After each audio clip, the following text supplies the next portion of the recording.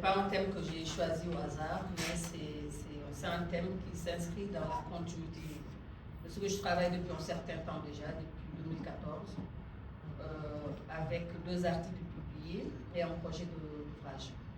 Si j'en parle aujourd'hui, ce n'est donc pas moi de présenter un thème qui est nouveau, mais c'est de partager une étape de recherche, pour laquelle je demande 2 fois plus, pour pouvoir discuter avec vous. Cette étape de ce parcours de recherche que je suis en train de construire progressivement. Je parlerai en tant qu'historienne sociale, une historienne qui est intéressée par le PCI, le patrimoine culturel immatériel, par le genre et par les transformations contemporaines, mais aussi à partir d'un ancrage local et régional très concret, qui est nourri par le terrain.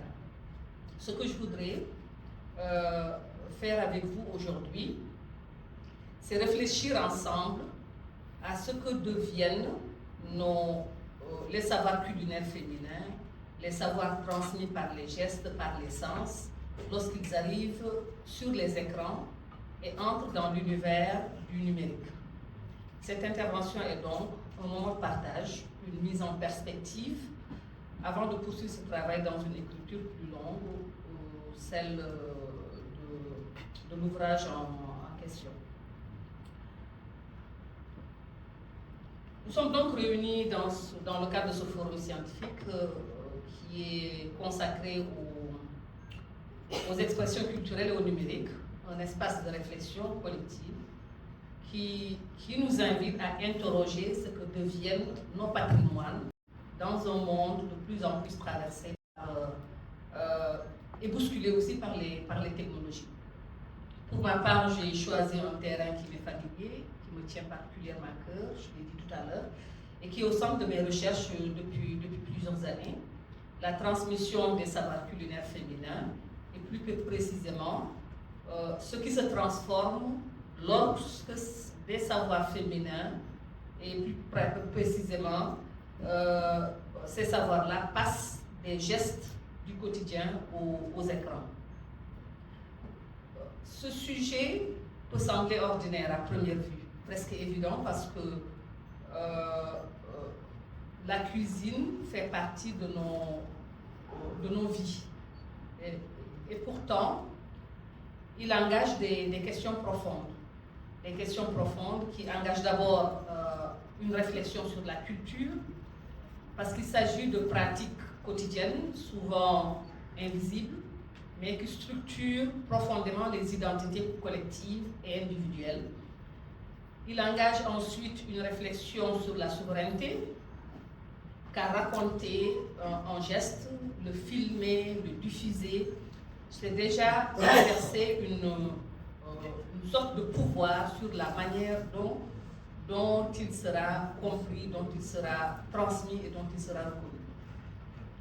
Il engage enfin une réflexion sur la culture de la paix, parce que la cuisine, en tant qu'espace de partage, en tant qu'espace de socialisation et de transmission intergénérationnelle, joue un rôle central dans la cohésion des familles, mais également dans la cohésion des communautés. Le titre de cette communication entre geste et écran évoque une tension. Il évoque volontairement une tension. Parce que les gestes sont porteurs de mémoire, sont porteurs d'expérience, mais également de savoir féminin. Et les écrans, qui reconfigurent aujourd'hui les modalités de transmission, de reconnaissance et de légitimité de ces savoirs-là. Par exemple, on peut imaginer une scène très simple, à première vue. Une dame qui pile le mil dans un mortier, et à côté d'elle, une jeune fille qui prend son téléphone et qui filme. Pour ensuite partager cette scène-là sur WhatsApp. Entre ces 2 univers se joue une bataille silencieuse. Comment préserver la profondeur du geste tout en l'inscrivant dans la modernité numérique. Et c'est à partir de cette tension-là que s'organise ma réflexion. Les cuisines peuvent être pensées comme de véritables laboratoires patrimoniaux, mais des laboratoires invisibles, parce que pendant longtemps, elles ont été reléguées au second plan par l'historiographie coloniale, qui les considérait comme des espaces mineurs, comme des espaces domestiques, sans valeur scientifique ou historique. Lorsqu'on y prête attention, on se rend compte qu'elles sont au contraire des lieux stratégiques. C'est là que se forgent des autorités sociales féminines, que se négocient les identités familiales, que se construisent des formes de reconnaissance et de légitimité du quotidien. C'est aussi ces cuisines-là, c'est des espaces, c'est dans ces espaces, dans ces cuisines, en dehors des institutions formelles, que se transmet un patrimoine culinaire profondément incarné. Le patrimoine culinaire, c'est un patrimoine qui est fait de gestes, qui est fait d'odeurs, qui est fait de textures, d'observation patiente, mais aussi de répétition.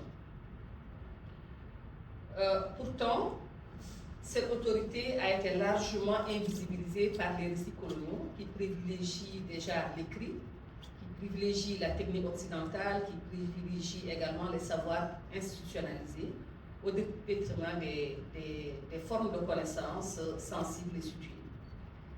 Ce que je propose ici dans le cadre de cette communication, c'est de déplacer le regard, de considérer ces gestes culinaires non plus comme de simples routines domestiques, mais comme de véritables archives vivantes, dignes d'être étudiées, d'être reconnues, d'être prises au sérieux dans l'analyse du patrimoine culturel et matériel.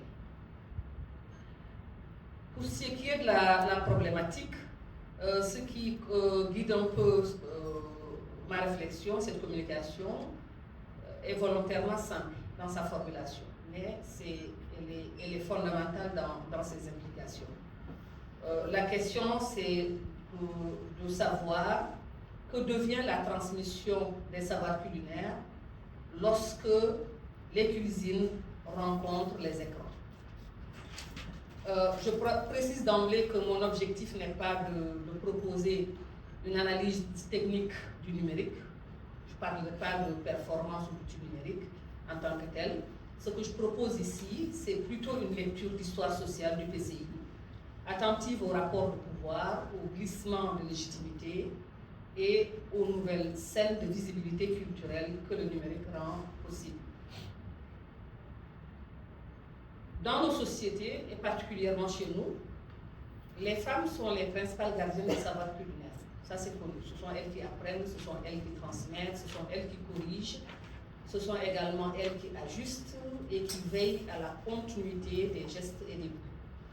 Cette transmission ne repose ni sur l'écriture, ni sur un enseignement formel. Parce que c'est une transmission qui se fait par le corps, par la mémoire sensorielle, par l'observation attentive, par la répétition.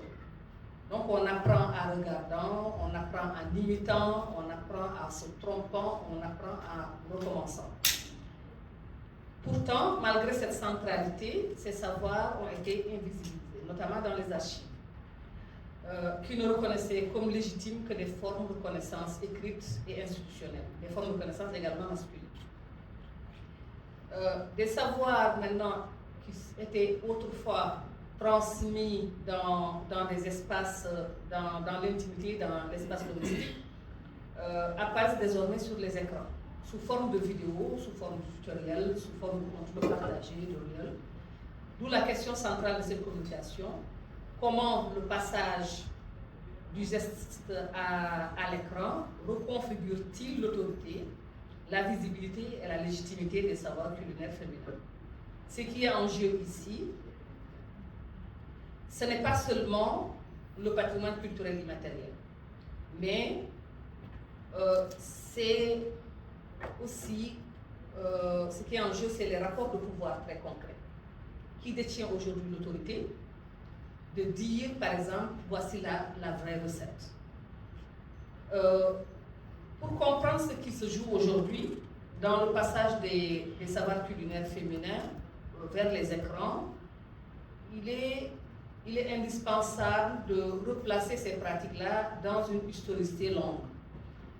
Les questions de visibilité et de légitimité et d'autorité autour de la cuisine, n'est-ce pas, avec le numérique.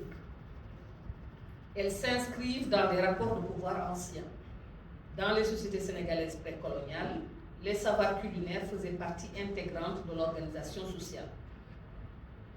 Parce que la cuisine n'était pas un espace marginal, mais c'était un lieu central de reproduction sociale où se transmettaient les normes, les hiérarchies, les valeurs et les identités. Et les femmes y occupaient une position centrale, reconnue, fondée sur l'expérience, fondée sur l'âge, fondée également sur la maîtrise du geste et la capacité de nourrir la communauté. Donc, cela veut dire quoi? Cela veut dire que savoir cuisiner ne se réduisait pas simplement à la préparation d'un plat. Cela impliquait une connaissance beaucoup plus fine sur les saisons, sur les produits, sur les équilibres alimentaires, sur les usages sociaux du repas, mais aussi sur des contextes également rituels. Par exemple, la différence entre un repas de fête et un repas de deuil, de mariage, de baptême, la préparation, mais également pour les malades. Donc, la cuisine constitue aussi ainsi un savoir situé, à la fois technique, social et symbolique. Et cette autorité féminine a été largement disqualifiée. Je l'ai dit tout à l'heure, les récits coloniaux ont hiérarchisé les formes de connaissance, valorisant l'écrit, la science occidentale et la technique industrielle, au détriment des savoirs oraux, des savoirs oraux, des pratiques, mais également des savoirs corporels. Et dans ce cadre-là, la cuisine a été reléguée au rang de pratique domestique triviale, relevant de la routine, du folklore et de l'instinct féminin. Les femmes n'y apparaissent pas comme des détentrices de savoir, mais comme exécutantes silencieuses, car leurs gestes ne sont pas documentés par l'écrit et leurs paroles ne sont pas recueillies, mais également ne sont pas archivées. Et cette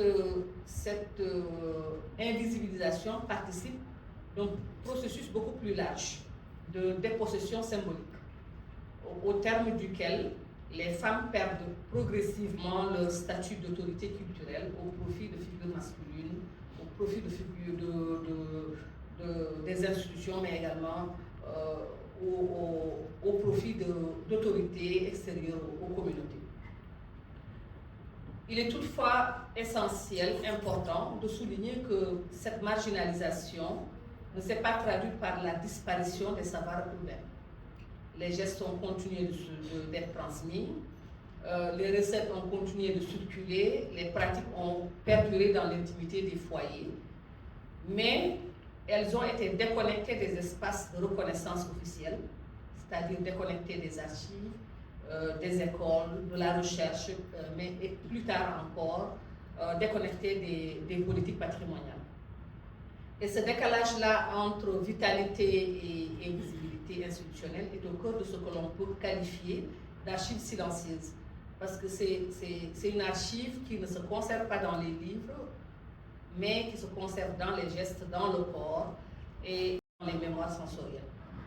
Et lorsque les politiques de patrimonialisation commencent, un peu plus tard, à s'intéresser aux pratiques culinaires, notamment à travers la notion de PCI, cette longue histoire d'invisibilisation continue de peser.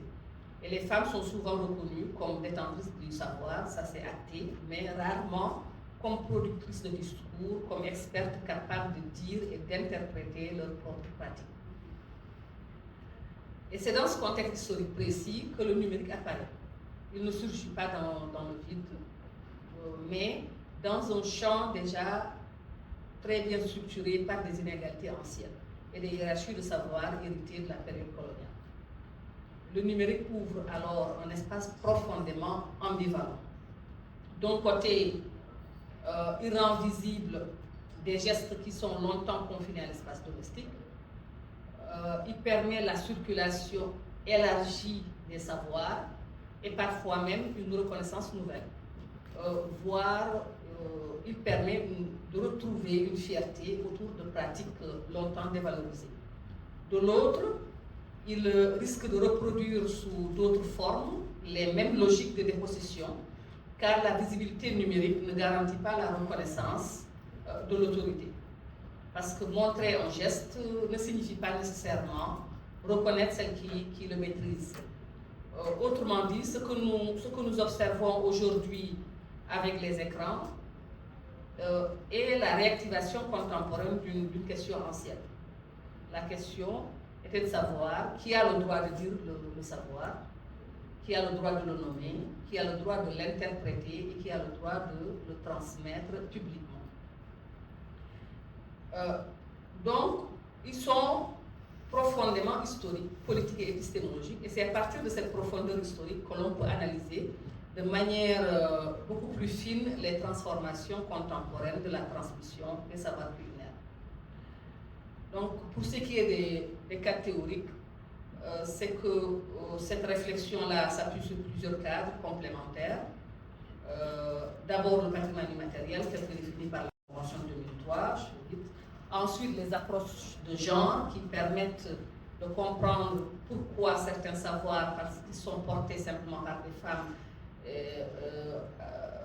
et des savoirs qui sont associés à l'espace domestique, ont été historiquement dévalorisés, marginalisés, voire disqualifiés.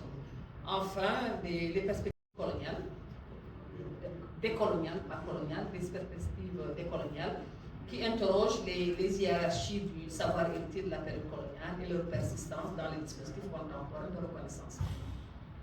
Dans ce cadre, le numérique n'est plus envisagé comme un simple outil, mais il est pensé comme une scène de pouvoir narratif. Un espace où se rejouent des rapports de légitimité, le savoir qui parle, qui montre et qui est reconnu comme détenteur du savoir. Parce que comme le rappelle Odunji, certains savoirs ont été disqualifiés tout simplement parce qu'ils sont portés par une frange de la population qui était marginalisée et ces savoirs-là ne correspondaient pas aux critères de la science occidentale. Et la notion de souveraineté culturelle, développée par Febvre, invite au contraire à penser l'innovation depuis les pratiques endogènes et la capacité des sociétés à définir leur propre récit. C'est dans cette perspective-là que la cuisine n'est pas abordée ici comme un espace domestique trivial, mais comme une archive sociale, une matrice de liens et un lieu d'autorité. Parce que, par exemple, lorsqu'une femme dit, par exemple, que je ne mesure pas, que je fais à l'œil, qu'elle n'exprime pas une approximation. Et elle affirme une autre épistémologie, une autre manière de produire du sens, une autre manière également de transmettre et de valider le savoir. Et c'est cette épistémologie-là que je mets en dialogue avec le numérique. Et sur le plan méthodologique, cette recherche repose sur une approche qualitative et ethnographique, s'appuie sur des études de terrain, des entretiens d'attention particulière également portés à ce que j'appelle les archives sensibles, c'est-à-dire gestes, rythmes, etc., texture, mémoire corporelle. Je ne développerai pas trop, on verra dans les actes, Inch'Allah, mais simplement dire que j'inscris cette enquête dans une historicité longue, allant des formes de transmission précoloniale aux reconfigurations coloniales jusqu'aux usages du numérique. J'analyse également la circulation des savoirs sur des plateformes comme les plateformes les plus en vue comme WhatsApp, YouTube, Instagram ou TikTok, non pas comme des espaces neutres, mais comme des lieux de mise en visibilité et de recomposition du sens. Et en tant qu'observatrice, mais également actrice de cette cuisine-là, j'ai observé directement les plats en train de se faire, les gestes, les sons. Et j'ai suivi les circulations numériques, notamment au sein de la diaspora. Donc cette méthodologie permet de croiser le sensible et le numérique, permet de croiser également le vécu et le médiatisé sans opposer l'un à l'autre. Et ça m'a permis d'en venir au résultat provisoire. J'en ai listé 3 pour le moment. Donc, le premier, c'est que la cuisine qui apparaît comme une véritable institution sociale féminine. C'est le premier constat, c'est la question de la visibilité. parce que les tutoriels et les contenus en ligne. Donc aujourd'hui, une visibilité nouvelle aux gestes culinaires. Des gestes qui, pendant longtemps, sont restés confinés à l'espace domestique. Des gestes qui sont transmis discrètement de génération en génération sont maintenant visibles, exposés au public. Mais cette visibilité n'est pas neutre. Elle est souvent captée, voire confisquée même par des figures déjà légitimées dans l'espace public. Confisquées par les chefs masculins, mais également qui sont beaucoup plus médiatisés, mais aussi également confisqués par les influenceurs, parfois qui sont même éloignés des lieux même où ces savoirs-là sont nés. Parce que ce sont eux qui détiennent progressivement les nouvelles autorités du savoir culinaire. Non pas forcément parce qu'ils maîtrisent mieux le geste, mais parce que tout simplement, ils savent le montrer, ils savent le raconter, ils savent le mettre en scène, ils savent le faire circuler. Pendant ce temps, une simple dame qui transmet une recette dans l'intimité du foyer, avec patience et rigueur et exigence, voit sa légitimité déplacée, parfois même effacée. Et son savoir reste vivant néanmoins, mais il devient invisible dans l'espace public. On peut prendre un exemple qui est parlant, un exemple que l'on peut reproduire pour n'importe quelle autre recette de cuisine. C'est celui du chéboudienne, récemment inscrit en 2021 sur la liste représentative du PCI de l'humanité. C'est une recette qui a profondément, qui est profondément ancrée dans les cuisines de Saint-Louis, à Guet-D'Ar notamment, portée par des générations de femmes. Ce tchéboudienne-là peut aujourd'hui être présenté comme le signature dish d'un chef parisien, par exemple. Parce que c'est un plat maintenant qui circule, il est valorisé, il est reconnu, il est parfois même célébré. Mais les femmes qui ont façonné ce savoir-là, dans les cuisines familiales, disparaissent des récits. On assiste alors à un glissement très clair. Le savoir reste le même, mais l'autorité change de main. Ce ne sont plus celles qui ont transmis le geste qui font référence, mais c'est celles ou ceux qui en contrôlent la visibilité qui sont maintenant, qui font autorité. Le deuxième constat, c'est l'ambivalence du numérique. Parce que cette migration du geste vers les écrans offre des opportunités, mais également crée certaines tensions. Il permet une démocratisation de la transmission. Les savoirs qui circulent autrefois dans des cercles restreints deviennent accessibles à un grand public, à un public beaucoup plus large. Il offre une visibilité accrue. C'est la musique emblématique, etc. Ce que l'on perd en revanche, je termine bientôt, ce sont les micro-gestes, ceux qui font toute la profondeur du savoir culinaire. Par exemple, la manière de tourner, de remuer de sauce, la manière d'écouter le crépitement de l'huile quand elle est chaude, de goûter avec le bout de la langue pour ajuster l'assaisonnement, etc. À l'écran, ces gestes-là disparaissent souvent parce qu'ils sont trop lents, parce que trop discrets, parce que trop difficiles à filmer. Donc le numérique simplifie pour séduire, mais ce faisant, il appauvrit la densité du geste. C'est comme si, par exemple, on réduisait une symphonie à un simple jingle. On perd les nuances, on perd le temps long qui faisait la profondeur de l'œuvre. À cela s'ajoute aussi une autre tension majeure, la déterritorialisation des pratiques. Parce qu'un plat filmé, hors de son contexte social, un plat filmé qui est hors de son contexte environnemental ou rituel, peut être détaché de son histoire, peut être détaché de son terroir et parfois même de ses valeurs profondes. C'est pourquoi j'insiste sur cette idée selon laquelle l'écran amplifie, mais il peut aussi appauvrir.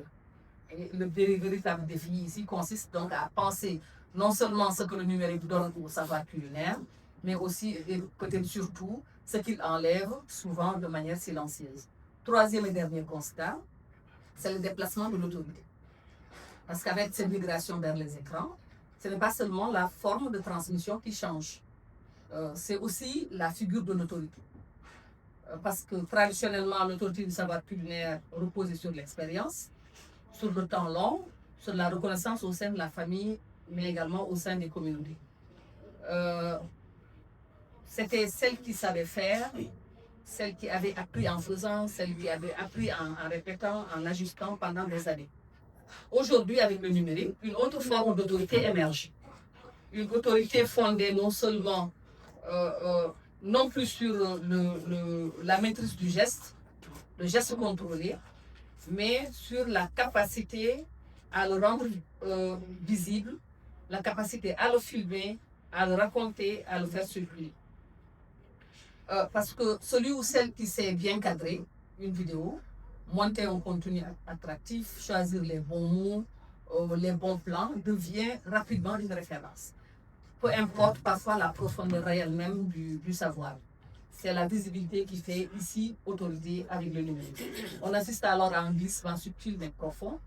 Les détenteurs historiques du savoir, souvent des femmes de l'ombre, peu présentes sur les réseaux, continuent néanmoins de transmettre dans l'ombre, que d'autres incarnent publiquement le savoir de leur place. Le savoir ne disparaît pas pour autant. Il est toujours là, il est toujours vivant, il est toujours pratiqué et transmis. Mais c'est la légitimité publique qui s'est déplacée. Et c'est là que se pose une question essentielle, celle de savoir qui est reconnu aujourd'hui comme expert du savoir culinaire. Celle qui fait ou celle qui montre. Celle qui transmet dans la durée ou celle qui capte simplement la scène, l'image. Et ce déplacement d'autorité n'est pas anodin. Il reconfigure les hiérarchies. Ce déplacement redéfinit les figures légitimes du patrimoine et pose directement la question de la souveraineté culturelle. Car au fond, dans le domaine du patrimoine immatériel, comme ailleurs, qui raconte le savoir, gouverne le savoir. Et cette transformation nous conduit naturellement à la question de la souveraineté culturelle. Et quand je parle de souveraineté ici, il ne s'agit pas simplement de protéger un plat ou une technique de cuisson, ou bien une recette. Il s'agit de quelque chose de plus profond. C'est la capacité de gouverner ses propres récits, de décider qui parle du patrimoine, comment on en parle et dans quel cadre ces pratiques sont interprétées et valorisées. Et le numérique, de ce point de vue-là, est profondément ambivalent parce qu'il comporte des risques réels. Les risques sont liés à la folklorisation des pratiques, mais également à leur marchandisation rapide ou encore à l'effacement progressif de l'autorité féminine au profit des figures beaucoup plus visibles, beaucoup plus médiatisées, à savoir les influenceurs et les chefs médiatisés. Mais le numérique ouvre des possibilités importantes. Il peut permettre le repositionnement des femmes comme expertes, comme narratrices légitimes de leur propre patrimoine, des femmes capables de dire le geste, de le contextualiser, de le transmettre autrement. C'est pourquoi je crois qu'il ne faut pas opposer la cuisine et le numérique, ni penser l'un contre l'autre. L'enjeu ici, c'est plutôt de réfléchir à leur articulation. Comment le numérique peut accompagner la transmission sans la déposséder? Comment il peut amplifier sans appauvrir?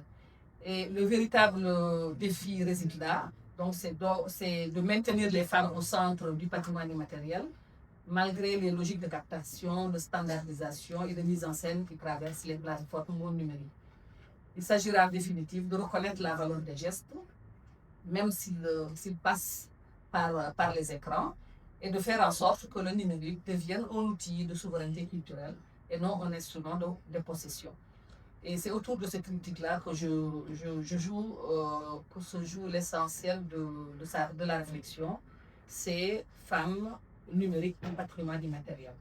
Pour conclure, merci professeur. Pour conclure, je voudrais retenir 3 idées essentielles. D'abord, il est important de rappeler que la cuisine constitue une archive sociale vivante du patrimoine immatériel.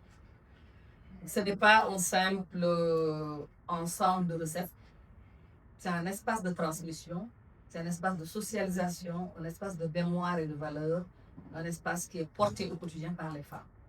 Ensuite, le numérique doit être compris comme une scène de pouvoir narratif.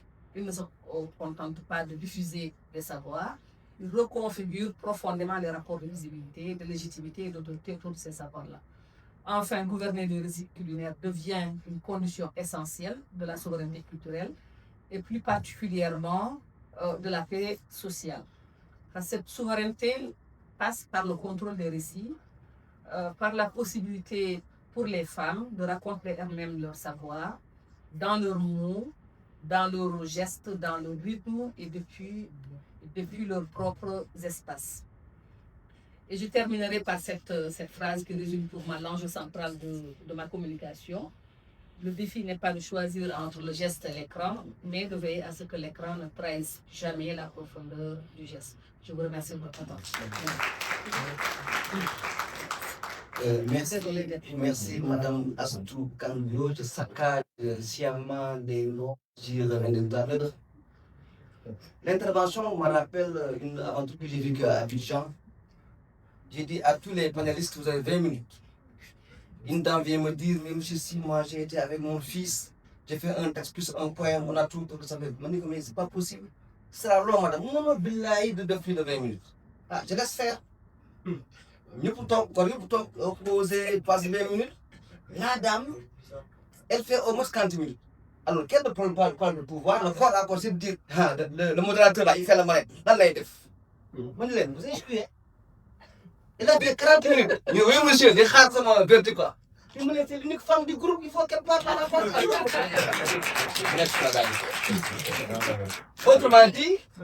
Autrement dit, ce n'est pas un exemple par rapport à vous. C'est ça que je dis.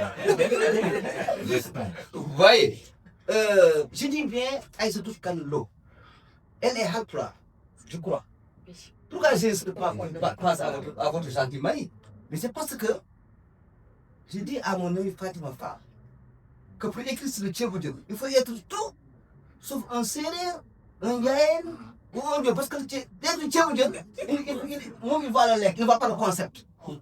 Donc, n'étant ni gaïen, ni sel, ni sérieux, elle a du recul pour lire les pratiques culinaires.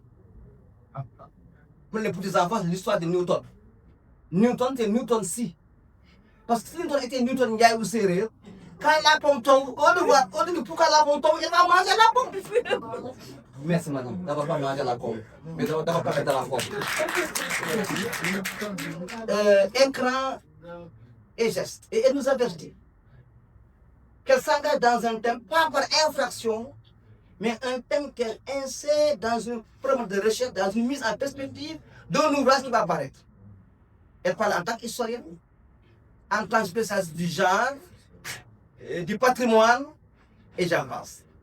Mais je ne ferai pas quand même la discourtoisie ou la prétention de reprendre ce qui a dit de si beau et de si magnifique. Pour être très prudent, je passe aux autres intervenants. Comme ça, il n'y aura pas de. Je ne vais pas poursuivre encore moins l'altérer, madame. Elle est déjà assez pertinente d'elle-même. Donc, le temps où nous y invite, je passe donc au second intervenant qui a 20 minutes pour nous parler. Voilà, merci. Merci beaucoup. Merci, monsieur le modérateur, mesdames, messieurs les panélistes, mesdames, messieurs les participants au forum. Je voudrais d'abord remercier le professeur Kane qui m'a vraiment associé à cet événement. Ce n'est pas la première fois. Merci, monsieur Kane. Ça m'a permis de faire de belles rencontres ce matin avec monsieur Kane, l'autre monsieur Kane aussi. Il y avait tellement on aura des choses à faire ensemble. Donc, moi, j'ai abordé la thématique en pensant global. Au lieu de parler seulement des langues, j'ai parlé de patrimoine vivant, qui englobe bien évidemment les langues. Et j'ai essayé de lier les patrimoines vivants et l'innovation numérique en essayant de proposer une nouvelle chaîne de valeur pour les terroirs culturels sénégalais et africains. Parce que moi, dans toutes mes actions, je réfléchis à partir des territoires. Parce que je me suis dit toujours que le développement de l'Afrique doit se faire à partir des territoires. Et souvent, le développement est pensé à partir des capitales. Ce qui fait que des fois, il peut y avoir un développement, mais qui sera seulement cantonné à la capitale, et les autres qui sont loin de la capitale sont vraiment souvent oubliés. Donc, pour aller vite, comme on m'a donné 20 minutes, et je vais essayer de respecter ça, moi j'avais préparé une présentation PowerPoint, mais sachant qu'il n'y a pas de transformation structurelle des économies africaines, le patrimoine vivant doit désormais être pensé comme un actif industriel stratégique.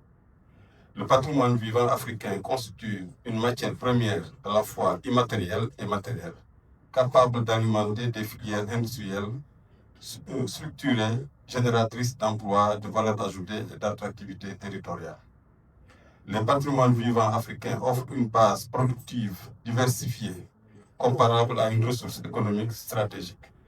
Principale matière première, moi je parle toujours en termes de matière première, comme à la base je suis économiste et opérateur économique. Moi je considère que c'est-à-dire, le patrimoine vivant c'est comme une matière première. Donc, savoir oraux narratif, c'est-à-dire les contes, épopées, les langues, musique, danse et expression scénique. Savoir-faire artisanaux, textile, pirogue, instruments, architecture, gastronomie, comme a dit tantôt madame, parce que la cuisine c'est un art. C'est pour ça qu'on dit art culinaire. Pour moi, donc, ces patrimoines sont reproductibles, transmissibles, adaptables à l'innovation, profondément ancrés dans les territoires. Ils remplissent donc les critères d'une base industrielle locale.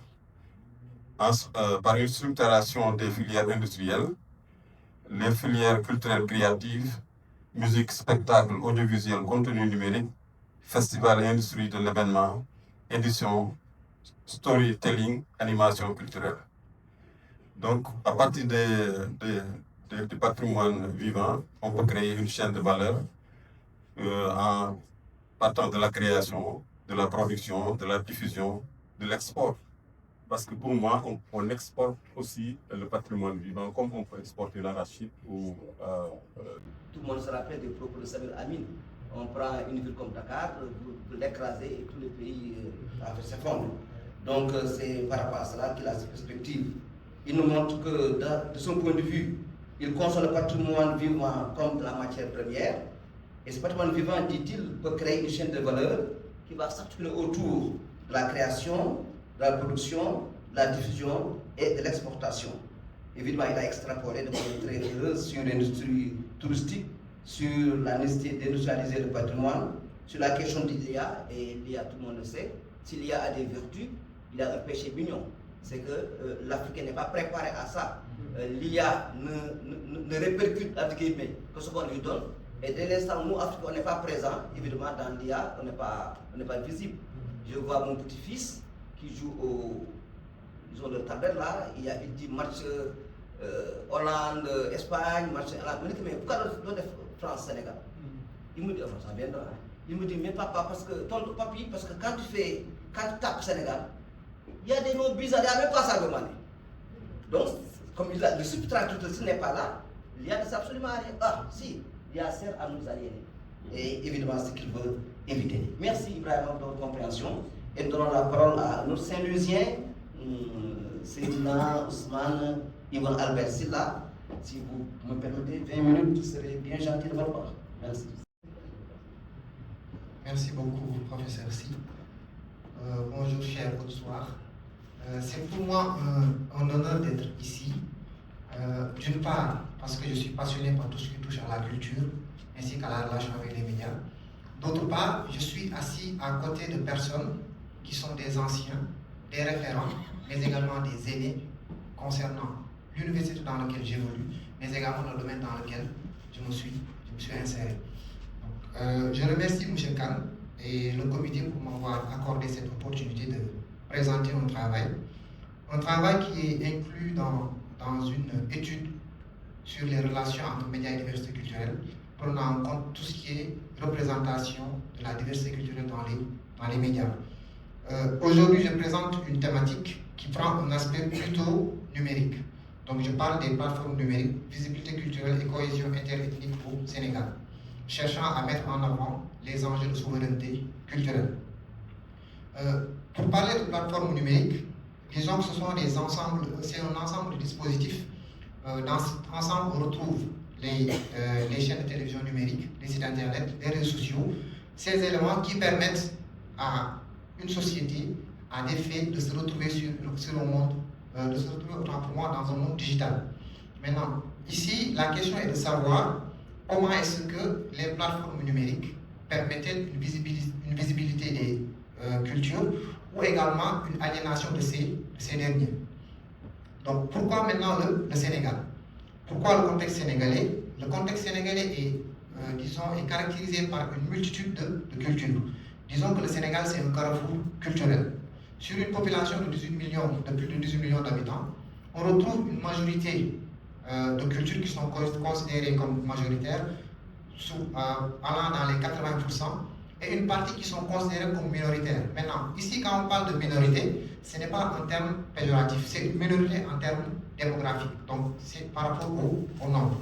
Donc, je tenais à faire cette précision. Au-delà de ça également, le Sénégal a connu des avancées sur le plan numérique. En 30 ans, nous sommes passés à un pays avec aucun Internet, à un pays où aujourd'hui nous avons un taux de pénétration qui va jusqu'à 124%, suivant les données de l'ANSD en 2025. Donc, en moyenne, sur 10 personnes, les 8 sont sur Internet et les 6 sont actifs sur les réseaux sociaux.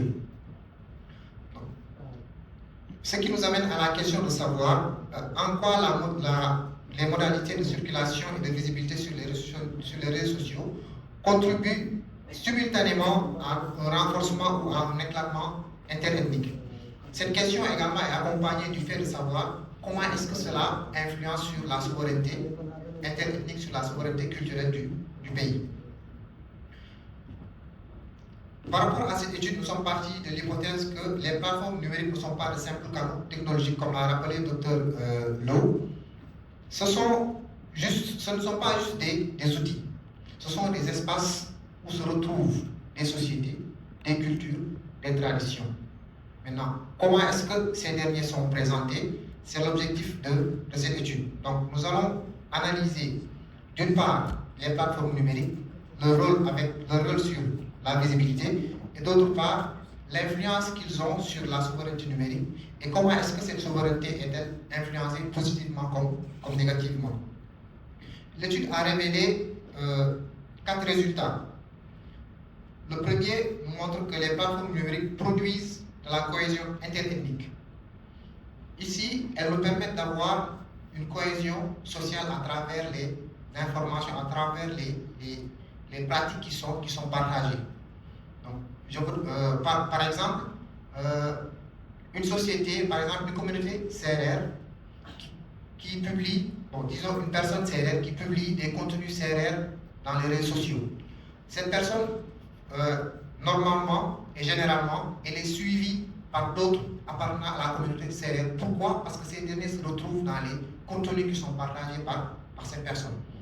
Au-delà de ça également, comme deuxième résultat, nous avons découvert qu'il y a 3 logiques qui structurent et hiérarchisent cette représentation.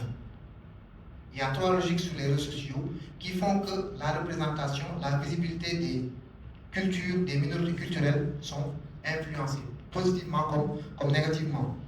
La première logique, c'est que les logiques de plateforme elles-mêmes, les algorithmes, les recommandations, ils ont une influence sur la façon dont un produit ou bien une publication est visible.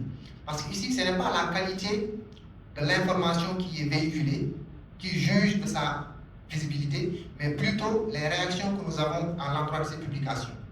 Plus il y a de réactions sur une publication, plus celle-ci est amenée à être visible, à être virale.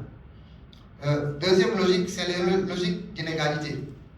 Par exemple, au Sénégal, nous avons 2 types d'influenceurs. Nous avons ces influenceurs qui sont équipés, qui ont de bons outils numériques pour créer du contenu, pour diffuser du contenu. Et nous avons ces micro-influenceurs-là, entre guillemets, qui ne sont pas assez outillés. Et pour conséquence, on constate que ces influenceurs qui ont plus d'outils numériques, qui influencent d'ailleurs la qualité de leur production, sont plus suivis que les autres. Au-delà de ça également, ces mêmes influenceurs qui sont bien outillés, la majeure partie d'entre eux passent soit à la télévision, soit à la radio, soit sont des des journalistes radio ou bien télé.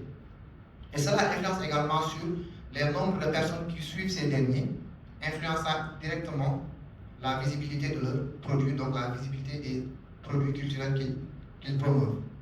Troisième logique, ce sont les références globaux. Nous sommes tous conscients que les plateformes numériques qui sont présentes ici n'ont pas été conçues par des jeunes de la société ou bien par des Sénégalais. Donc, nous utilisons des plateformes numériques conçues à l'étranger avec des conditions d'utilisation étrangères et avec des algorithmes étrangers. Et pour conséquence, si par exemple vous n'avez pas suivi votre logique de choix, par exemple vous êtes sur TikTok, il y a deux parties. Il y a la partie pour vous et il y a la partie il y a la partie autre. La partie pour vous, c'est ce que vous avez l'habitude de voir. C'est les personnes que vous suivez, les comptes que vous suivez. Maintenant, si vous êtes au Sénégal et que vous suivez uniquement un compte, disons, si vous suivez des comptes qui font part de motivation, mais qui sont faits par des étrangers. Donc, naturellement, quand vous entrez directement sur la plateforme, ce que l'on vous propose en premier, ce sont des contenus étrangers. Et cette même logique, on retrouve ça sur les contenus culturels. Donc, comme troisième résultat, nous avons les logiques de fragmentation. Ici, quand on parle de fragmentation, c'est directement en rapport avec la troisième logique qui est en rapport avec les références globaux. Pourquoi? Parce que à travers les réseaux sociaux, il y a la création de ce qu'on appelle des bulles. Maintenant, qu'entend-on par bulle? En fait, c'est disons, un ensemble de contenus sur lesquels vous vous retrouvez à chaque fois. Pourquoi? Parce que vous avez aimé une type de publication, partagé une type de publication, connecté à un type de contenu, à un type de profil qui est spécifique. Donc, naturellement, par exemple, si moi je suis CRR, je me connecte à des personnes qui ne produisent que des contenus CRR. Naturellement, quand on me propose uniquement des contenus CRR, je me mets à côté de tout ce qui est contenu culturel, Wolof, Pulaar, etc. Donc, on se retrouve dans un bulle culturel spécifique à un domaine, nous rendant ignorants des pratiques culturelles des autres communautés. Maintenant, ces éléments nous amènent à la souveraineté culturelle. Ici, la souveraineté culturelle qui émerge, c'est qu'elle est fragmentée. La souveraineté culturelle, elle est fragmentée dans la mesure où les logiques qui influencent l'usage des réseaux sociaux numériques ne sont pas locales, ne sont pas locaux autant pour nous. Donc, on dépend de l'Occident, on dépend de l'Orient pour avoir du contenu, tout en suivant les règles de l'autre. Donc, ici, ça nous amène à des jeux de pouvoir sur les réseaux sociaux. Si vous voulez avoir des contenus sur la culture sénégalaise, vous êtes obligé de suivre les comptes sénégalaises sur une culture spécifique ou sur des cultures regroupant le Sénégal. Donc, ici, la souveraineté culturelle, elle est amenée à non pas se limiter à ce qui est promu, mais ici, la souveraineté culturelle, elle nous invite à savoir comment pouvoir utiliser ces réseaux sociaux numériques afin de promouvoir nos contenus culturels et ne pas être aliénés par les contenus occidentaux qui nous viennent de l'étranger. Par rapport aux recommandations, nous avons 3 recommandations concernant cette étude. La première, c'est de renforcer une régulation située des plateformes.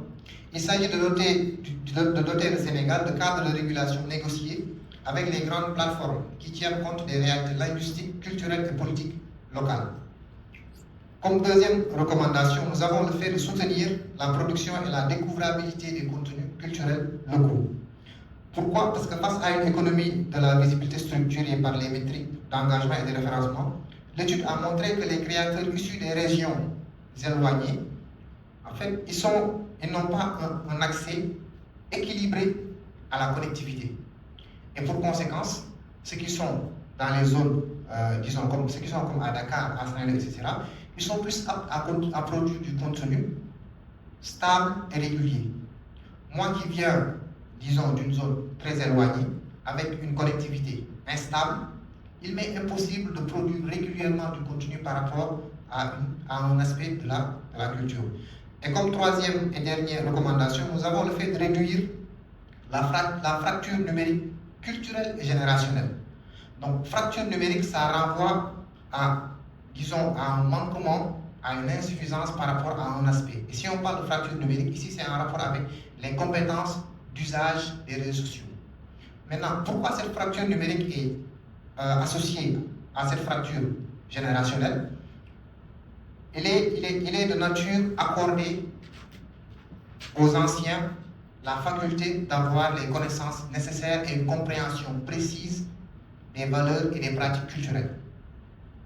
Aujourd'hui, ce que l'on constate dans les réseaux sociaux, c'est que la majeure partie des produits, des productions culturelles qui sont partagées, sont faites et explicitées par des jeunes qui, malheureusement, pour la plupart des cas, n'ont pas cette capacité de compréhension et de connaissance pointue sur le sujet. Et pour conséquence, ça nous amène souvent à des incompréhensions sur le plan culturel. Je vous donne un exemple. Lorsque je faisais ces études, je suis tombé sur une publication. La personne disait que c'était une pratique culturelle Diola. Donc c'était une pratique funèbre. La personne disait que c'était une pratique culturelle Diola. Et dans les commentaires, on retrouve plusieurs types de réactions. Certains disent que non, ce ne sont pas les Diola. D'autres disent que ce ne sont pas les Diola, ce sont les Mankai. Et il y a une personne qui dit que, bien sûr, ce sont les Diola. Par contre, il y a plusieurs types de Diola. Donc, ça nous ramène au fait que la personne qui a publié la communication n'avait pas des connaissances pointues sur le sujet, raison pour laquelle elle a généralisé la culture à la communauté Diola. Alors que dans la communauté Diola, il y a plusieurs types de communautés au sein de cette ethnie. Donc, raison pour laquelle c'est ce qui amène donc à cette recommandation qui est le fait de réduire les fractures numériques, culturelles et générationnelles. Pour conclure, je dirais que les plateformes numériques sont profondément ambivalentes, comme l'a rappelé Dr. Lo. Elles offrent une opportunité inédite de visibilité, de reconnaissance, de dialogue interculturel. Mais elles reconfigurent aussi le rapport de pouvoir et hiérarchisent et fragmentent également. L'enjeu qui devient donc nécessaire ici est comment le Sénégal, spécifiquement ou généralement comment l'Afrique, peut-elle maîtriser les conditions de représentation de sa propre diversité dans un environnement numérique largement gouverné depuis l'extérieur. Je vous remercie. Communicateur qui vient de Saint-Louis a fait un travail qui inclut médias et diversité culturelle. Et sa thématique sur la plateforme numérique et les enjeux de la souveraineté culturelle. Les télévisions, les sites, les réseaux sociaux. Comme il dit, travailler sur l'univers du digital. Et dans ses investigations, il a pu montrer finalement qu'on peut retenir ces résultats étant liés à la cohésion interethnique, étant liés à trois logiques et structures et à une logique de fragmentation en rapport avec les références globales, avec la création des bulles, il s'en est largement expliqué. Ensuite, il a été explicité sur la question de la souveraineté culturelle, quand on doit la comprendre par rapport à la promotion de la création et des produits culturels de notre pays. Et sa lecture de ces éléments l'ont amené à formuler trois recommandations. La première, il nous invite à renforcer les cadres de régulation. Il nous invite à jeter un regard plus critique sur le contenu des productions. Et dernière chose, à réduire la fracture numérique qui est à la fois culturelle et générationnelle. Évidemment, les questions autres seront abordées certainement dans les débats. Donc nous allons conclure cette panel en donnant la parole à M. Abdoulaye Ba, expert en création de projets en réalité virtuelle et services de marketing numérique. Il est diplômé en art graphique, en numérique, à l'ICEP de Thiès. Originaire est un start-up de réalité virtuelle et augmentée fondé par quatre diplômés de l'ICEP. Nous développons des expériences virtuelles, musées immersifs, création de maquettes 30 pour le secteur de l'art, l'immobilier, le tourisme et la formation professionnelle. J'ai un peu massacré parce que mes yeux laissent à désirer. Monsieur Tam, en fait, je suis vraiment honoré d'être ici devant vous pour essayer de parler d'un projet qui nous tient vraiment à cœur. Mais tout d'abord, je remercie aussi M. Carl de nous permettre ceci. Je m'en vais vous parler de Digital qui assemble des technologies numériques. Comme terme, j'ai élaboré les technologies numériques et souveraineté culturelle au service des expressions culturelles africaines. Bon, monsieur Daro, l'Afrique est riche d'une diversité culturelle exceptionnelle, portée par ses langues, ses récits et ses patrimoines matériels comme immatériels. Cependant, comme nous avons si bien entendu toutefois le mot numérique, le mot intelligence artificielle nous revient. Cependant, nous sommes à l'ère du numérique et ces expressions culturelles-là sont souvent confrontées à plusieurs défis qui sont l'accès limité aux institutions culturelles, la fragilité des œuvres parce qu'on manque de conservation, par exemple, à certaines œuvres que nous disposons du moins ici en Afrique. Nous avons aussi la disparition progressive de certaines langues et une forte dépendance aux plateformes étrangères pour la documentation, en fait, et comme pour la création ou bien les prompts pour l'intelligence artificielle. C'est dans ce contexte-là que les technologies numériques peuvent représenter un risque de perte de contrôle sur nos contenus culturels. Mais aussi, elles constituent surtout une opportunité majeure pour préserver et transmettre et valoriser nos patrimoines. C'est là que nous, par exemple, acteurs culturels du numérique, nous tentons de saisir cette opportunité à travers des technologies que nous maîtrisons, à savoir la réalité virtuelle et la réalité augmentée. C'est bien dans cette perspective que s'inscrit le projet Digital, qui est une initiative sénégalaise qui vise à utiliser la réalité virtuelle, la réalité augmentée et la numérisation 3D pour proposer de nouvelles formes d'expériences culturelles au sein des musées ou bien des galeries d'art au Sénégal. Ce projet permet aux visiteurs qui voient sur place ou à distance de découvrir des collections de manière immersive, interactive et sécurisée. C'est-à-dire que nous pourrons, par exemple, à travers une technologie ou bien une technique qui s'appelle la photogrammétrie, de faire des photographies en 360 d'une œuvre et de permettre à des gens de pouvoir visiter cette œuvre-là, mais virtuellement, même sur place. C'est-à-dire qu'on peut exposer l'œuvre dans le musée, mais créer des snapshots ou bien créer des QR codes qui, à travers un scan, qu'on puisse manipuler cette œuvre-là virtuellement. C'est-à-dire que l'œuvre elle existe, mais nous l'avons recréée à travers cette technologie-là. Ça, c'est une première. La deuxième chose, c'est qu'à travers ça, on peut remonter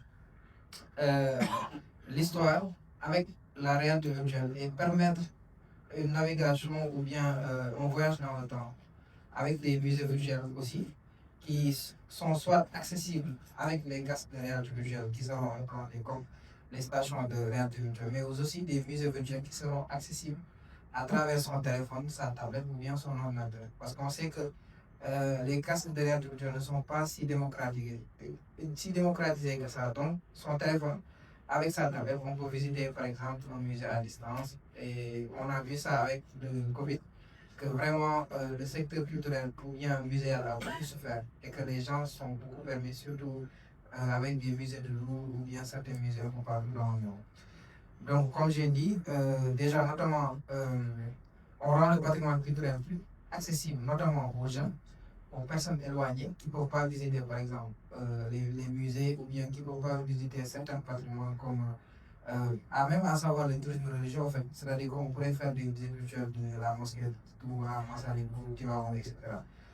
La réalité virtuelle aussi enrichit également les visites physiques en fournissant des contenus pédagogiques. C'est là que aussi on accompagne les langues parce qu'on peut concevoir des contenus pédagogiques et essayer de permettre aux visiteurs d'apprendre avec les langues. C'est-à-dire qu'on peut utiliser le Wolof, que ce soit une plateforme multilinguistique, l'anglais et tout ça, et créer des contenus pédagogiques qui puissent comprendre l'histoire d'une œuvre ou bien d'un lieu spécifique, sans contact direct avec les œuvres tout à fait, et contribuant aussi à leur préservation. Au-delà de cette innovation technologique, Digital s'inscrit aussi dans une logique de souveraineté culturelle numérique. Les contenus sont conçus localement par des acteurs africains et racontant notre histoire selon notre propre référent culturel. Parce que nous l'avons expérimenté en 2022. Nous avons fait notre première exposition virtuelle à la Manufacture sénégalaise des arts décoratifs de Thiès, que nous avons aussi travaillé avec une start-up pour permettre une première visite d'un musée virtuel. C'est-à-dire que nous avons repris ce musée-là et à travers un lien, on envoie à la personne et avec les technologies gyroscopiques des iPhones ou bien de certaines Android comme les Samsung, etc. On peut visiter virtuellement le musée et découvrir les tapisseries qui sont à l'intérieur de ça, etc. C'est-à-dire que c'est ça que nous voudrons faire valoir. Digital aussi joue également un rôle important dans l'éducation et la transmission intergénérationnelle des savoirs. Parce que bien évidemment que ces musées virtuels seront créés, les œuvres qui seront installées sont des œuvres africaines et qui mettant les musées au service de l'apprentissage. Le projet contribue aussi à renforcer la connaissance de l'histoire, des langues et des patrimoines, en favorisant ainsi la cohésion sociale et les dialogues culturels. Enfin, en valorisant la diversité culturelle et en facilitant l'accès au savoir, Digital participe à la culture de la paix en renforçant le sentiment d'appartenance et le respect des différences. Bon, pour conclure, Digital illustre comment les technologies numériques, lorsqu'on pense localement, peuvent devenir des leviers puissants de préservation culturelle, de souveraineté et de développement durable en Afrique. Je vous remercie pour votre attention. Sur la nécessité d'exploiter les ressources culturelles, en mettant l'accent sur 3 défis, les limites des ressources, la fragilité des œuvres et les langues qui sont de plus en plus menacées. Il y a une menace sur notre pouvoir culturel. C'est par rapport à ce tableau très dégradant qu'ils ont conçu le projet digital avec comme perspective d'initier de nouvelles expériences au niveau des musées et des galeries d'art. Et ils considèrent qu'avec cette perspective, on peut réécrire l'œuvre, on peut remonter l'historique de l'œuvre à la réalité virtuelle par l'usage du téléphone, des tablettes. On peut utiliser l'ordinateur pour visiter des musées à distance et renvoie l'expérience du Covid. On met l'objet muséal à la portée de tous. Quand on est à Fongolimbi ou bien dans lointain, on peut consulter ce qui se passe dans d'autres musées dans le monde. Et ce qui est intéressant, c'est que le recours au numérique n'élimine pas la visite physique. Au contraire, il dit ça l'enrichit. Donc, il dit enrichissement de la visite publique avec usage indiqué des langues. Évidemment, quand elle se dépasse pour voir un objet d'art, à partir de l'objet d'art par rapport à son histoire, il est évident qu'il faut recourir aux langues pour expliquer l'objet qu'on est en train de voir. Et il termine par une extrapolation positive sur la souveraineté culturelle, numérique, parce qu'on va avoir aujourd'hui une déconstruction de l'histoire coloniale. Et montrer qu'on part de nous-mêmes, on met nos propres ressources et on n'est pas dépendant de l'extérieur. Évidemment, ça rentre dans ce qu'on appelle globalement l'œuvre fondamentale de déconstruction de l'histoire coloniale.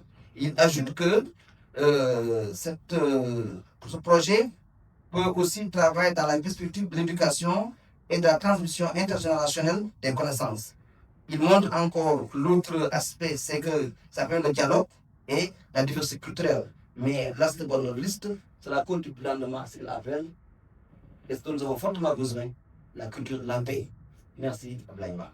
Alors, donc voilà, de manière avancée et simplement très maladroite, ce que les uns et les autres ont dit de manière si pertinente. S'il y a des interventions, des questions, des contributions, sauf qu'on n'a pas le droit de parler plus que les panélistes. Donc, beaucoup ne sont mieux revenus. Hein. Voilà. Bon, j'ai bien aimé l'expression archive sociale, et qui a permis à M. Wade de rebondir sur la matière première, patrimoine comme matière première. Mais archive sociale assez spécifique, quand vous parlez des arts lunaires, bien entendu. Parce que ces arts aussi, c'est vivant, hein? C'est vivant. C'est ça l'intérêt. Parce qu'on parle d'archives sociales, il faut aussi la pratique pour sauvegarder ces arts lunaires. La pratique. Maintenant, l'intérêt du numérique, c'est à un autre niveau, je pense, au niveau de la conservation. Parce que vous avez parlé de déterritorialisation, les terroirs, plus de terroirs, pratiquement les terroirs en tout cas, sont en mutation, extraordinaire, et que ce qui fait que ces pratiques-là, il y a un problème de contexte. Nos femmes, la façon de préparer avec du mat, comme on dit, hein. Maintenant, ça devient difficile hors contexte. Donc, c'est important de pratiquer ce que vous appelez archives sociales, mais aussi c'est important d'utiliser le numérique pour conserver, pour permettre aux plus jeunes de savoir comment ça se passait. Parce que on évolue. On n'est pas censé toujours faire comme ce que faisaient les anciens, mais on doit s'inspirer de leur savoir-faire, de leurs pratiques qui vont avec. Il y a autre chose. J'ai comme l'impression aussi que la gastronomie inspire beaucoup les Saint-Louisiens. L'autre jour, on était avec le professeur Kalidouzi, qui parlait des arts culinaires, effectivement, mais pratiquement du champ à la consommation et en mettant en relation les éléments sociaux autour de la cuisine, parce que ce n'est pas seulement manger. Chez nous, ce n'est pas seulement manger. Et vous l'avez bien compris, vous qui avez travaillé sur le djebouillon, le groupe Saint-Louisien également, parce que c'est tout un savoir-vivre autour du djebouillon. Ce n'est pas seulement manger, consommer un aliment, mais ce sont des rapports sociaux. Ce sont des valeurs qui émaillent de ces éléments-là. Donc, c'est extrêmement important. M. Watt nous a parlé des façons, en tout cas, d'utiliser de façon générale ce patrimoine vivant. Vraiment un cadre assez intéressant qui convoque également l'économie. Nous avons vu aussi les formes de communication, surtout maintenant avec WhatsApp. Il y a, et même les télévisions, on voit de plus en plus des télévisions qui sont liées à des groupes socio-culturels. Et j'ai beaucoup aimé parce que, oui, mais comment utiliser le numérique? Ça, c'est une autre question. Est-ce qu'on doit l'utiliser comme l'utilisent les autres? Tout à l'heure, vous parlez de l'utilisation de l'écran qui appauvrit quelque part ces ressources-là. C'est vrai parce qu'il y a des éléments que nous perdons. Mais l'opportunité des multimédias, c'est que vous avez le son, vous avez l'écrit, vous avez l'image. Donc, comment on peut utiliser ces outils numériques pour faire cette médiation dont on a besoin? Par exemple, il y a une question de médiation. Comment faire médiation culturelle, bien entendu? Comment faire cette médiation de nos jours en utilisant ce que vous appelez comme archives sociales? Mais ce sont ces quelques problématiques-là qui nous montrent un peu un enchaînement très heureux des différentes communications. Merci beaucoup. Merci.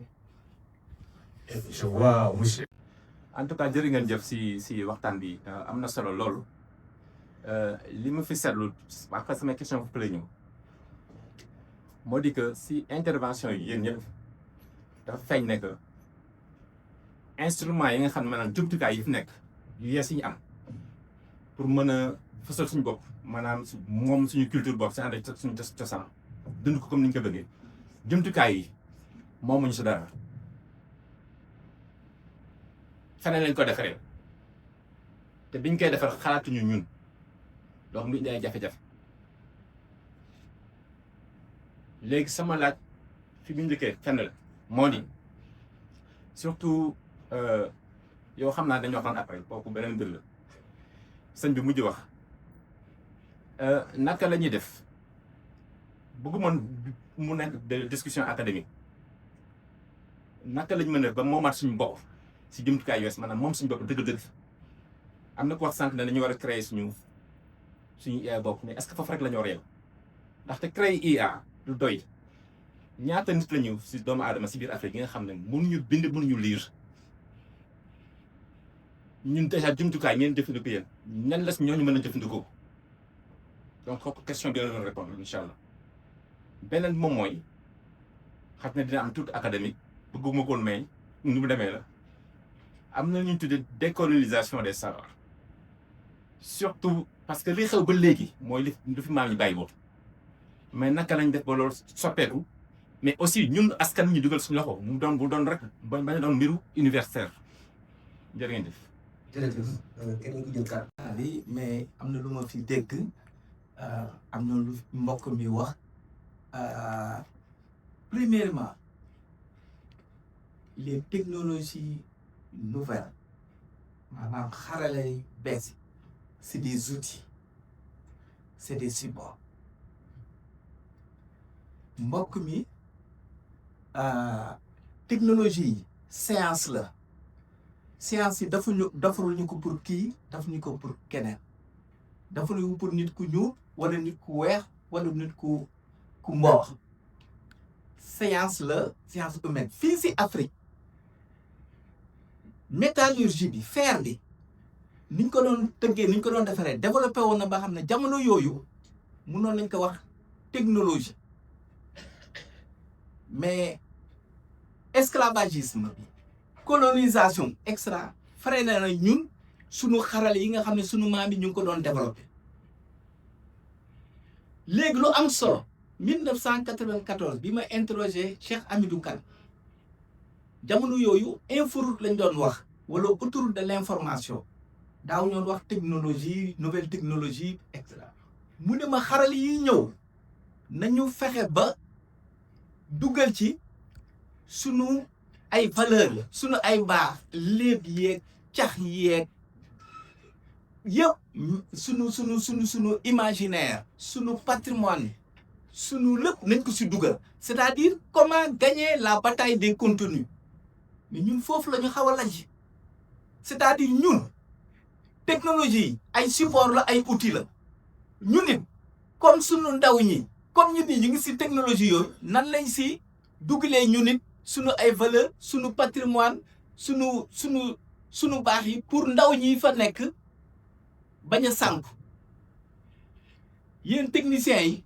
loolu ngeen gën a war a xalaat moo tax maa ngi félicité sa digital art si site web mais Edjo maison d'édition bi Boubacar Boris Diop créé mais am nañu site boo xam ne wolof la ay xibaar wolof rek léegi nag ñun sunu langue nationale tamit nan lañ koy kan xam na waxoon junj na ko léegi technologie dina tax ñuy gën a mën a archiver di gën a mën a conserver sunu patrimoine sunu langue nationale yi muy pepel muy yeneen muy langue basari yi muy séeréer yi ay langue yoo xam ne du ma sax séeréer pepel la yoo xam ne sont menacées de disparition nan lañ ciy dugalee si xarala yu bees yi wasalaam. merci jërëjëf.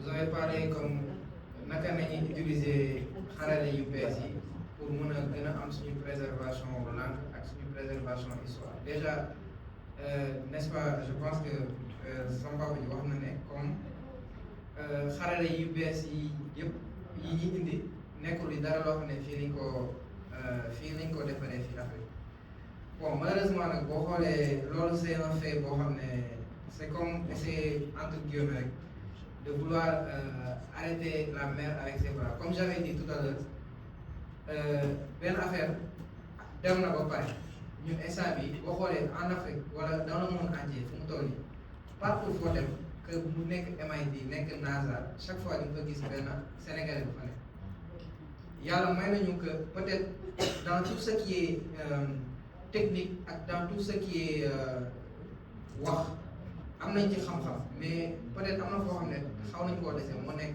loo xam ne ci affaire lu defar mais ci loolu lu ma ci yokkaat mooy ñun yàlla dogal na am nañ benn chance mooy jàng nañ benn xam-xam boo xam ne man tey di doon sama propre histoire dama waxoon tey bu ma jàngoon ba ma demee ba am bac sama objectif la woon def tuuti rek dem extérieur yàlla def na ma def sama premier bac échec ba ma defaatee sama deuxième bac li ma bëggoon dem jàngi Europe loolu la suñu borom permettre ma dem jàngi ko Thiès donc loolu déjà chance la mooy première chance bu ma yàlla am deuxième bi mooy mu ñëw filière boo xam ne dañuy créer ay technologie yoo xam ne ñun amagul lu ma ne amagul Sénégal mais très peu de gens le font te li ñu dimbali mooy ba ñuy génnee tak ba ñuy terminer suñu formation tak nañ am opportunité def suñu premier projet mu doon projet phare boo xam ne moom moo ñu ubbi d'autres portes ba ñuy dem bay liggéey ay ministères di créer ay musées di def ay installation immersive ak numérique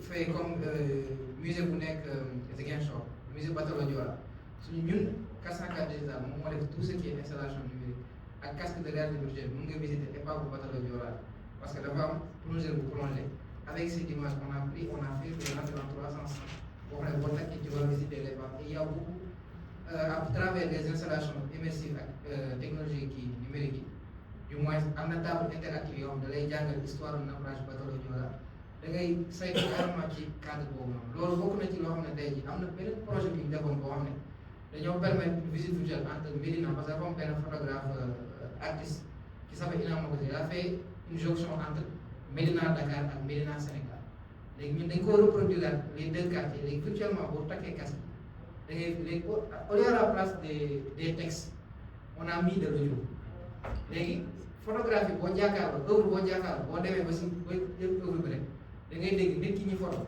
muy wax ngay dégg donc xam nañ ne comme ça ñëpp mënuñoo lire mais dinañ créer ay sources yoo xam ne ku si nekk ak sa niveau d' intellect ak sa niveau d' intelligence fu mu toll lu mu tuuti tuuti dinañ def loo xam ne yow dañ si gis sa bopp donc nag comme je dis on n'est pas des vendeurs de grâce mënuñoo def lu satisfaire ñëpp mais dinañ def loo xam ne ku nekk di nga si mën a gis sa bopp merci.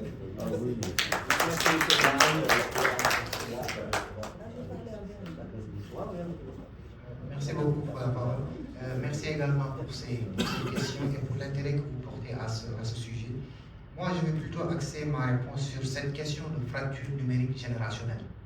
Parce que, vous l'avez souligné, les outils que nous, jeunes, nous sommes en train d'utiliser, il y en a de ces personnes qui sont dotées de compétences ou bien de connaissances par rapport à des sujets, mais qui ne sont pas en mesure d'utiliser ces outils-là pour promouvoir et partager ces connaissances sur le plan culturel.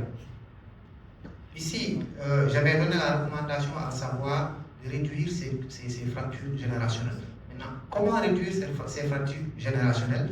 Ici, l'idée la chose la plus pertinente à faire pour réduire ces fractures générationnelles, c'est de faire une étude sur le numérique. Étudier les gens au numérique, à l'usage du numérique. Maintenant, étudier, mais pas n'importe qui. Parce que si on parle de production culturelle, de données culturelles, surtout axées sur les pratiques endogènes, en fait, les personnes ressources qui sont censées être étudiées en termes d'usage des médias pour promouvoir les connaissances culturelles, c'est majoritairement les aînés. Maintenant, comment enseigner ces aînés-là l'usage du numérique afin de permettre aux productions culturelles d'être connues au niveau national et d'être connues de façon authentique. Parce que l'élément qui est le plus important en termes de culture, entre guillemets, selon moi, c'est cet aspect d'authenticité. Comment faire pour que la culture ou bien les pratiques culturelles qui sont produites soient authentiques. Parce que si cette culture n'est pas authentique, on se retrouve avec des stéréotypes et des préjugés.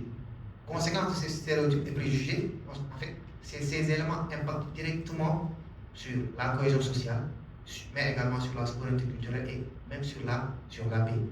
Donc ici, par rapport à cette fracture générationnelle numérique, la solution, c'est d'étudier ces aînés au numérique. Donc, ces acteurs culturels, ces praticiens endogènes, c'est cette communauté-là qu'il faut enseigner comment utiliser le numérique. Une chose qui ne sera pas facile dans la mesure où la majeure partie de ces aînés n'ont pas fait d'études, n'ont pas fait d'études. Donc, ici, la solution, ce serait de faire de sorte que ces derniers soient en mesure d'utiliser le numérique pour promouvoir et partager la diversité culturelle de façon authentique. Merci. C'est là, je vois donc man li ma si gis rek ci ay questions yi gën a am importance mooy yi sëñ bi wax sax ak monsieur comment quoi Alassane Cissé voilà souveraineté numérique par exemple pour man dañ ko scinder en deux parties souveraineté technique bi ak souveraineté continue. Souveraineté technique bi loolu xale yi dañ koy jàng mën nañ tey jii xale yi mën nañu créer site internet mën nañ sa créer application mais des fois ñun en Afrique suñu problème mooy contenu bi soo gisee TikTok yu gën a bari man damay seetaan TikTok yoo xam ne dañuy saagaante par exemple wala ñuy yàq deru nit loolu amul njëriñ TikTok boobu nag boo demoon yeneen dëkk yi ñoom dañuy wane seen yére yi ñuy jaay ou bien togg bi ñuy def et cetera te itam mën na am benn artiste man ko utiliser donc pour man vrai problème bi mooy du contenu mais c'est pas la technique déjà étudiant benn ngi nii boo xam ne créé nañu benn site internet pour man boobu laa njëkk a gis souveraineté numérique bi beneen point bi mooy wax nañ ko gagner la bataille des contenus loolu donc formation fa la war a tàmbalee quoi wala njëkk a tàmbalee ñu former nit yi xamal leen ni par exemple déjà au niveau des écoles au lieu que ñu jàngal xale yi enseignement général nga dem ba am doctorat ci amuloo métier par exemple xasuma ñiy def science naturelle mais par exemple tey jii boo demee ba am doctorat science naturelle nga génn nga ne demee wut liggéey fan ngay def soo nekkul jàngale looy def par contre boo demoon en Suisse ñoom seen problème mooy ñoom seen stratégie mooy développer ay nga xam ne à partir de bac am nga liggéey Sénégal man pour man dañu war a repenser waat suñu système d'enseignement fexe ba xale yi léegi ñi nga xam ne jànguñu sax français soo demoon marché alizé da nga koy fekk xale yoo xam ni daara ji lañ génn ca tey jii yor nañu industrie di defar yor nañu ki kon société di defar ay téléphone di defar et cetera te dégguñu lu dul alxuraan bi ñu jàng ak olof kon même ci biir daara yi tey daara yi waroon nañu di jàngale internet c'est-à-dire les nouvelles technologies ba nga xam ne xale bi bu wàcc alxuraan wàccaale na ak dara ci donc pour man des fois dañuy wax ni nit ñi ñeneen ñi ngi dem bàyyi ñu mais demuñu bàyyi ñu ci technologie bi parce que loolu ku ko jàng xam mais dañoo dem bàyyi ñu ci contenu yi nga xam moom la ñuy def man loolu laa amoon daal lu ma si mën a yokk. Je donne la parole à l'une dame du panel. Quelle sera compréhensible par rapport au temps. Donc, les femmes nous gèrent. Merci beaucoup, professeur Saïdano. Je reviens un peu sur. C'est pas la question, c'est une contribution, l'observation de Manu sur les archives sociales, les archives sociales. J'ai parlé de territorialisation. C'est parce qu'une archive sociale, c'est forcément c'est territorialisé. J'ai parlé du numérique en tant que phénomène, un outil qui vient bouleverser cela. Mais tu as raison de le souligner, le numérique est ambivalent. C'est des choses positives, c'est des choses négatives, et que voilà, le numérique introduit une rupture et son intérêt, c'est aussi son effet structurant. C'est-à-dire l'intérêt réside dans sa capacité de territorialiser, mais également d'adaptation. Ça permet de faire circuler les récits. Mais la question centrale reviendra maintenant à l'autorité. Qu'est-ce que devient l'autorité dans cette circulation des savoirs? L'autorité reviendra à qui? Est-ce que c'est le médiateur en tant que tel, médiateur culturel, social? Mais est-ce que ce sont les détentrices de ce savoir-là? Donc, c'est de revenir à la question centrale. Est-ce que c'est celui qui fait circuler ces savoirs-là qui deviennent des autorités, ou bien est-ce que les institutions, avec la patrimonialisation, vont aider à gouverner ces récits-là qui vont circuler? C'est cela qu'on doit comprendre. Je vais revenir à la question de monsieur tout à l'heure sur j'avais noté la question. Les outils numériques qui ne nous appartiennent pas. Ne nous appartiennent pas et c'est là l'enjeu majeur de la décolonisation des savoirs. Vous l'avez dit tout à l'heure. C'est des outils qui ne sont pas pensés pour nous en tant qu'Africains, en tant que Sénégalais. Mais ce n'est pas aussi seulement la question de savoir la propriété des outils, mais c'est l'usage que nous en faisons, que nous utilisons. C'est ça la question fondamentale. C'est pas parce que ces outils ne nous appartiennent pas, mais c'est l'usage que nous en faisons qui est important. Il s'agit d'adopter Il s'agit d'adopter ces outils-là. Est-ce que il ne faut pas les adopter comme tels, ni aussi les rejeter, mais c'est les réapproprier de manière critique. En ralentissant les formats, par exemple, en contextualisant les gestes, en donnant la parole à ceux qui détiennent le savoir, mais également en refusant la simplification excessive. Ça, c'est important. Et la décolonisation des savoirs ne peut pas se faire sans les communautés. Ça, c'est pas simplement des discussions dans le milieu académique, c'est la communauté. Il faut que la communauté s'en approprie. C'est important. La décolonisation des savoirs ne peut pas se faire à leur place, ni uniquement dans les discours académiques. Concrètement, ça se passe par plusieurs niveaux. D'abord par la reconnaissance des savoirs nouveaux comme légitimes. Ça doit passer par ça d'abord. Également, cela signifie simplement accepter que le savoir ne soit pas écrit, comme imposé par l'Occident, que le savoir ne soit pas théorisé, qu'il ne soit pas formalisé selon les normes universitaires, mais que le savoir soit transmis oralement, par les gestes, par la parole, par l'expérience, tout le monde s'en accommode.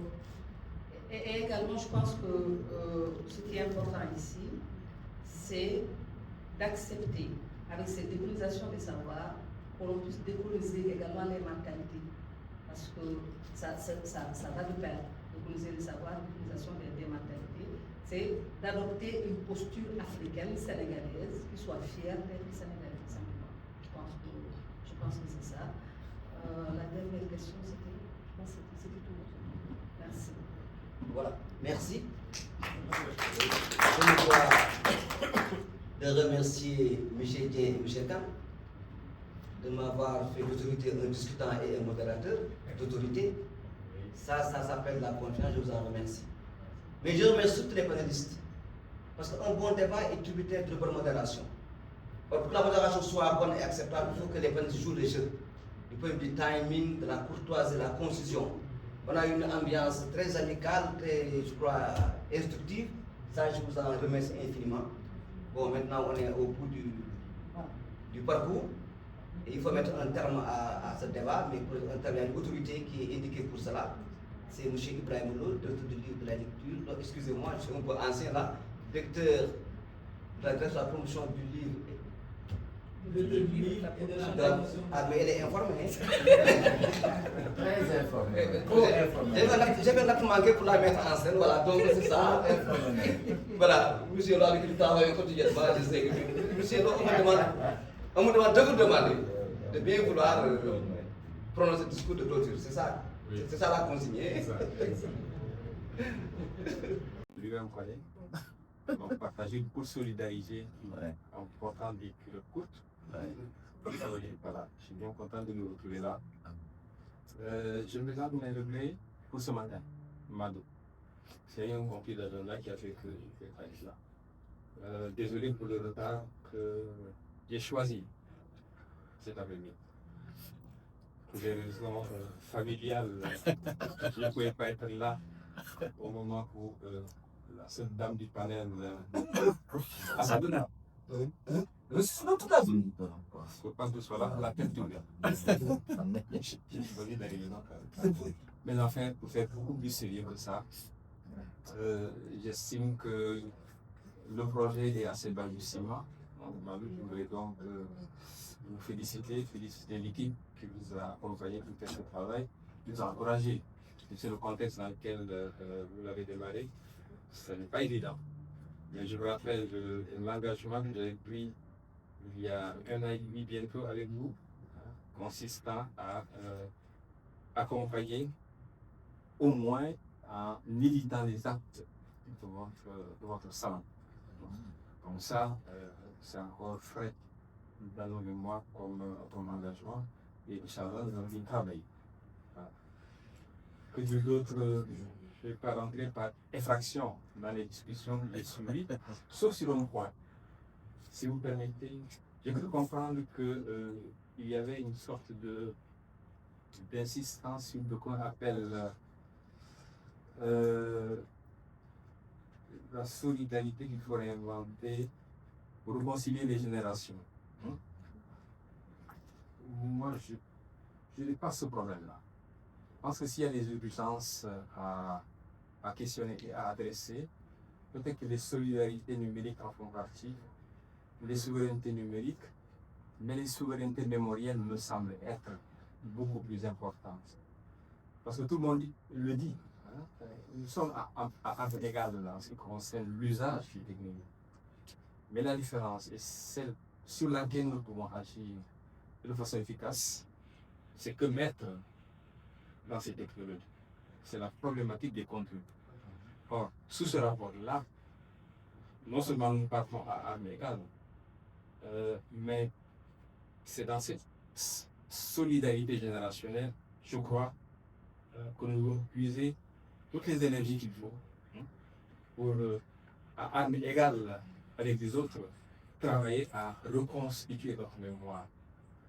Si vraiment nous voulons rendre service, et je pense que c'est le cas à ce pays-là, il faudrait aussi que de plus en plus nous soyons attentifs à cette dimension. Comment travailler à reconstituer cette mémoire, comment travailler à nous réconcilier avec cette mémoire pour que voilà, les bonnes ruptures qui s'annoncent dans ce pays et ailleurs puissent être envisagées et engagées avec les meilleures chances de succès et de réussite. Voilà ce que je voulais dire. Vous remercier encore une fois de l'honneur que vous me faites de prendre la parole et en vous encourageant. Merci beaucoup. On a aussi si contenu bi ñun ñëpp donc ñu ngi remercier tous les panélistes depuis ce matin ba léegi nii modérateur yi ak public bi seen participation publique bi waaw kontaan nañu lool léegi nag xam naa ne animation musique tuuti mooy des ñu jëlee peut-être pause bu ndaw naroon yi xaw na diis yooyu ah ñu libéré ñoo xam ne dañoo war a ñibbi fu sori ñu mën a donc ñu toog tuuti n'est-ce pas déguster prestation musicale yoo xam ne mooy ñëw rek bi voilà merci.